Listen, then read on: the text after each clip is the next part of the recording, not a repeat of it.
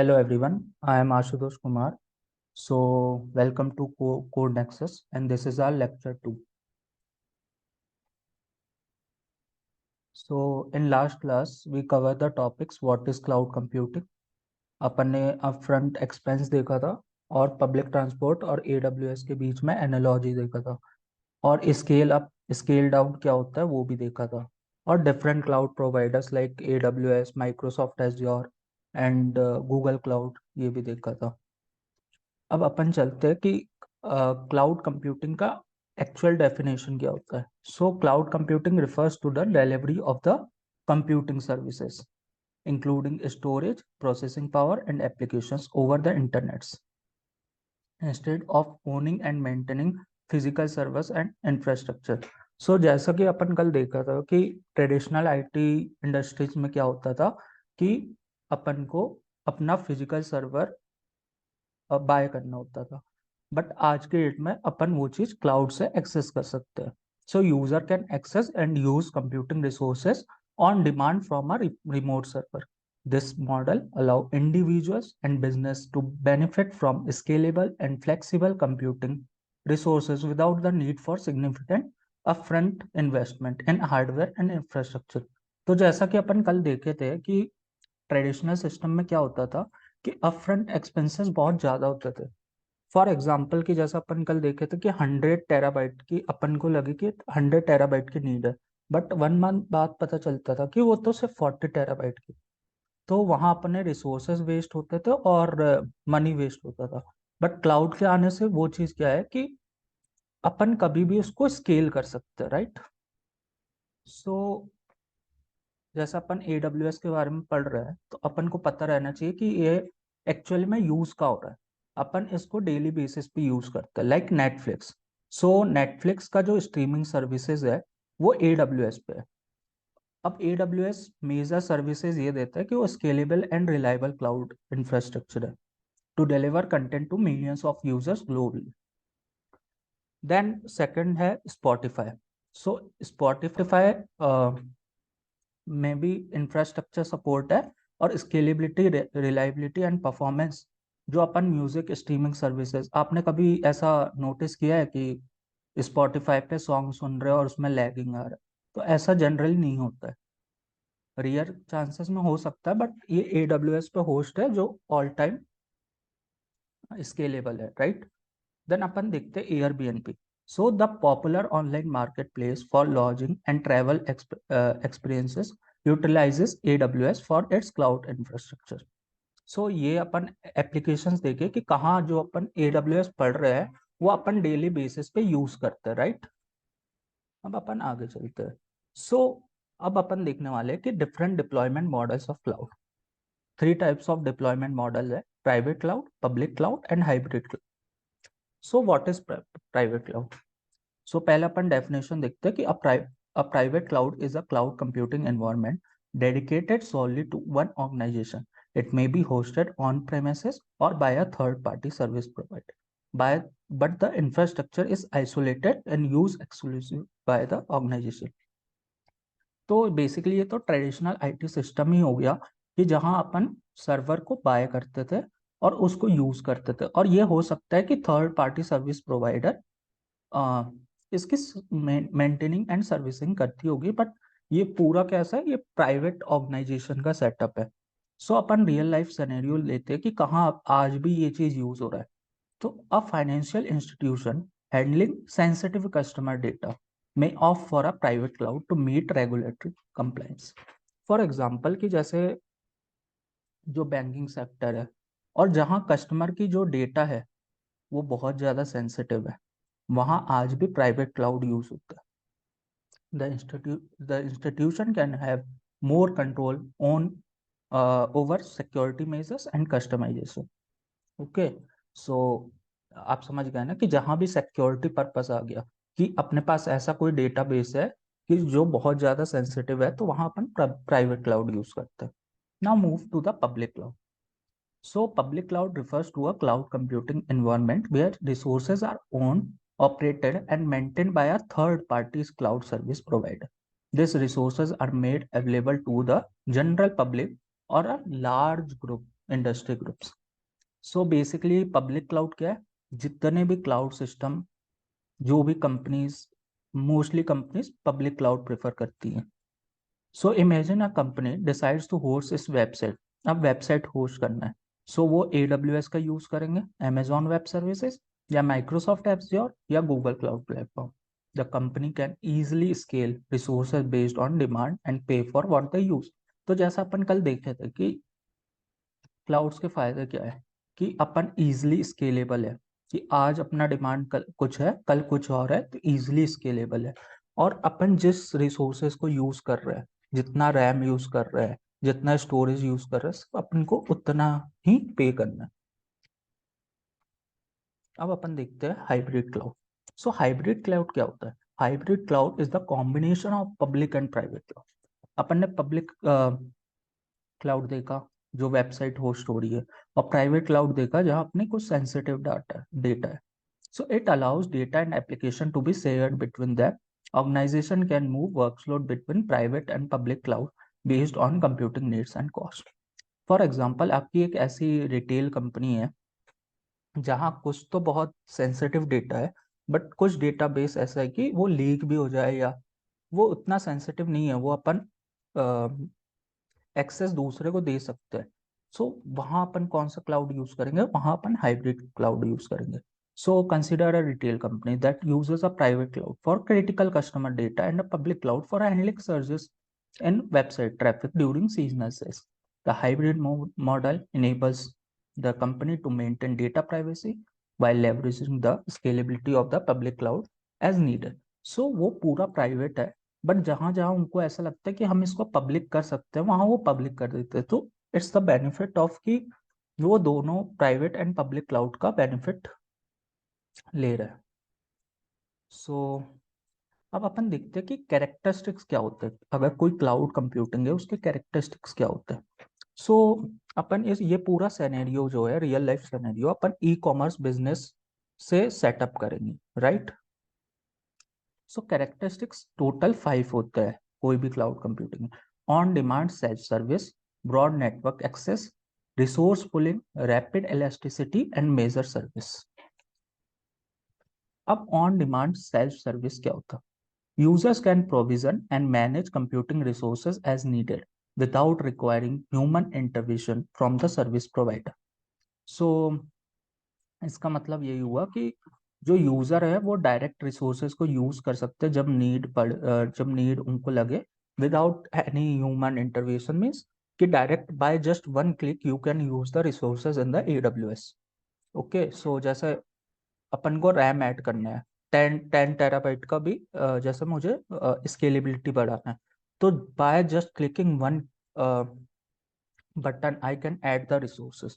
So real life scenario, for example एक ई commerce website है, वो सडन सर्ज इन ट्रैफिक, मतलब वो उसके ट्रैफिक में बहुत ज़्यादा सडन सर्ज आया ड्यू टू फ्लैश सेल। कुछ सेल चल, जैसे अपने अमेजोन फ्लिपकार्ट पे जैसे मेगा सेल्स और ये सब होते हैं ना, तो वैसे में क्या होता होगा कि यूजर्स जो है वो सडन इंक्रीज होते होंगे। To handle the increase demand, the business owner utilises on demand self service by providing additional virtual servers and resources without manual interface. This ensures that website remain responsive and available during the peak period. अब हुआ ये कि अपनी एक ई commerce website है, अपन ने कोई cell चला दिया। अब सिंपल सी बात है कि जो पहले यूजर बेस था उससे ज्यादा यूजर बेस आएगा, बट अपना सिस्टम अगर स्केल सिस्टम ये है कि 1 लाख पीपल तक के ही हैंडल कर पा रहा है, 10 लाख नहीं कर पा रहा है, तो वो सिस्टम फेल हो जाएगा, वो एप्लीकेशन क्रैश हो जाएगा। बट अपन as a e commerce website owner, अपन ये कभी नहीं चाहेंगे कि अपनी वेबसाइट क्रैश हो जाए, और specially this type of moment कि जब अपनी सेल चल रही हो और कुछ।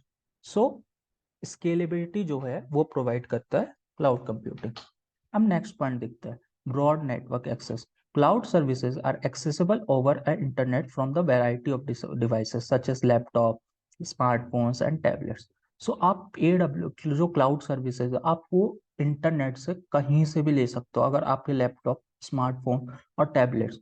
अब रियल लाइफ सिनेरियो लेते हैं कि फॉर एग्जांपल आप एक एम्प्लॉय है, ठीक है, ई कॉमर्स बिजनेस के। Including marketing, sales and customer support team, सब कुछ है उसमें।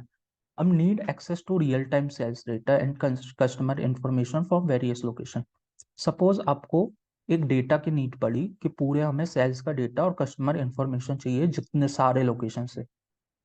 सो क्लाउड कंप्यूटिंग क्या करता है, वो एक ब्रॉड नेटवर्क एक्सेस को इनेबल करता है, जिसके कारण वो सिक्योरली एक्सेस कर पाते हैं उनके एप्लीकेशंस और डेटा यूजिंग लैपटॉप, मोबाइल और tablets anywhere over the internet. अब देखते हैं अपन रिसोर्स पूलिंग क्या होता है।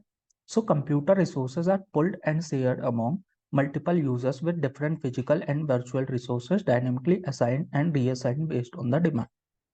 फॉर एग्जाम्पल कि अब AWS या कोई भी क्लाउड सर्विस प्रोवाइडर है, उनका क्या है, उनके पास रिसोर्सेस है, सर्वर्स है।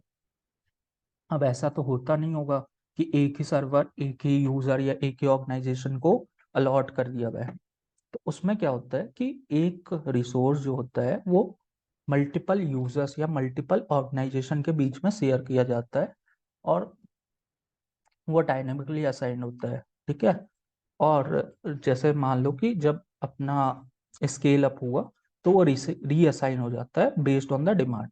फॉर एग्जांपल कि अभी अमेजोन, टू कंपनीज है, अमेजोन एंड फ्लिपकार्ट, बट अभी वो अमेजोन को नीड पड़ा तो वो असाइन हो गया। देन बेस्ड ऑन मीन्स कि अगर कल जाके वो फ्लिपकार्ट को भी असाइन हो सकता है। तो ऐसा जरूरी नहीं है कि वो एक ही को असाइन हो रहा है, वो डायनेमिकली असाइन होता है, राइट। अब इसका सिनेरियो देखते हैं कि रियल लाइफ में कैसे। तो the cloud service provider maintains a shared pool of computing resources. Multiple e-commerce business subscribe to this pool and resources are dynamically allocated based on the example. For example, during a peak shopping season, the e-commerce business gets additional resources from the pool to handle increased transactions. This resources pooling ensures efficient utilization of infrastructure. So अपन वही example देखते हैं कि जैसे अपनी एक e commerce company और suddenly एक increase आया, ठीक है, कि ट्रांजेक्शन्स बहुत ज़्यादा होने लगे। तो वहाँ क्या होता होगा कि एक न्यू अपने पास तो पूरा रिसोर्स का पुल है एक क्लाउड सर्विस प्रोवाइडर के पास, तो वहां से एक डायनेमिकली एक रिसोर्स असाइन होता होगा। ठीक है। और बेस्ड ऑन द डिमांड की, जब डिमांड हुआ तो वो असाइन हो जाएगा, और जैसे वो डिमांड फुलफिल हो गया और अब जरूरत नहीं है तो वो मतलब वो असाइन मतलब वो असाइनमेंट खत्म हो जाता होगा या उसको डी एलोकेट किया जाता होगा, राइट। अब rapid elasticity, resources can be quickly scaled up और down to accommodate changing workloads, providing flexibility and efficiency. अब क्लाउड कंप्यूटिंग का सबसे बड़ा फायदा क्या दिखता है कि अपन इसको कभी भी स्केल अप कर सकते हैं और कभी भी स्केल डाउन कर सकते हैं बेस्ड ऑन आर रिक्वायरमेंट। सो अपन अपने एग्जाम्पल पे चलते हैं कि e-commerce business launches a market campaign. अब एक मार्केट कैंपेन निकला that unexpectedly results in a significant increase in website traffic. फिर से वही हुआ कि अपने वेबसाइट पे ट्रैफिक बहुत अच्छा सडनली बहुत ज़्यादा बढ़ गया। बट रैपिड इलास्टिसिटी क्या करेगा कि the cloud infrastructure automatically scales up, adding more servers and resources to accommodate the sudden spike in demand. तो as a e commerce website owner आपको कुछ नहीं करना, वो ऑटोमेटिकली वो चीज को असाइन कर देगा, वो चीज को एलोकेट जो रिसोर्सेज चाहिए होगा, जैसे सडन स्पाइक आया वहां वो आपको रिसोर्सेज मिल जाएंगे। वंस द कैंपेन कंक्लूड्स, मतलब जब अपना कैंपेन खत्म हो जाएगा तो जो इंफ्रास्ट्रक्चर अपन ने लिए थे वो बैक डाउन हो जाएगा, preventing unnecessary cost during the lower traffic period.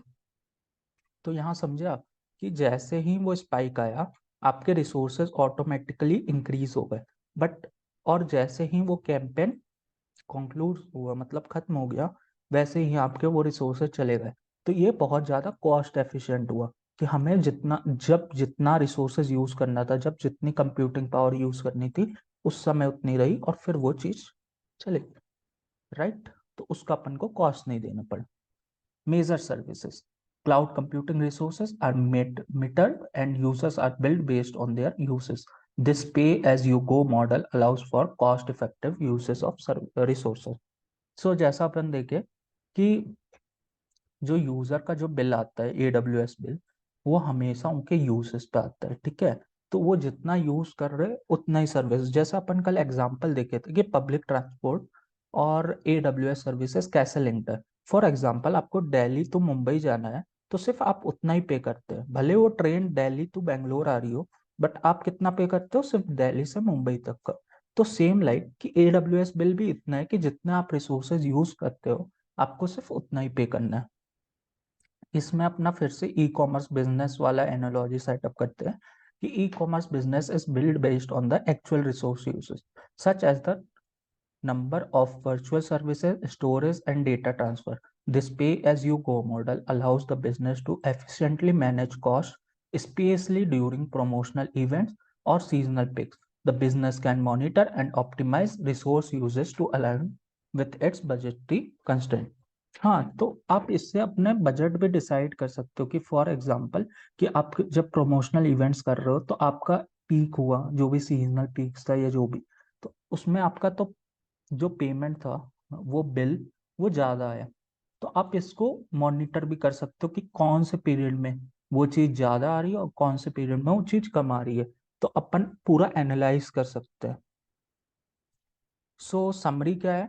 Summary यही है कि कनेक्टिंग दिस कैरेक्टरिस्टिक, जितने भी अपने कैरेक्टरिस्टिक्स पढ़े ई कॉमर्स बिजनेस के एग्जाम्पल में, वी सी ह integrated use of cloud computing.